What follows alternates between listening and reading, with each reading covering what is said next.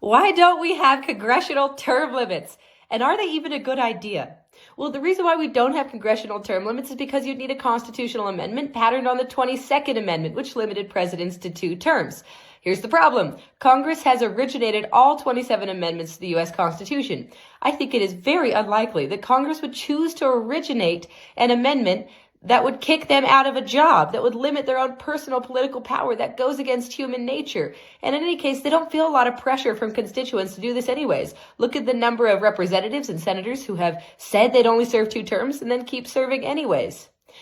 But the next question is, are term limits even a good idea? What are the pros and cons? Well, there are some big pros. Fewer octogenarian members of Congress. That seems like an obvious win. Other wins: less political careerism. Maybe they'd make decisions less on their ability to stay in office and more on what they think is actually right or wrong for the country.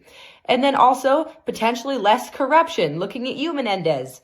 On the other side, there are some significant cons. Our government is immensely complicated. Enacting term limits on Congress would lower our institutional knowledge and give more power to bureaucrats who would have to kind of coach new members of the House and the Senate into the workings of this very complicated government. So I want to know from you, are term limits worth it? And if so, it's time to start pressuring members of Congress.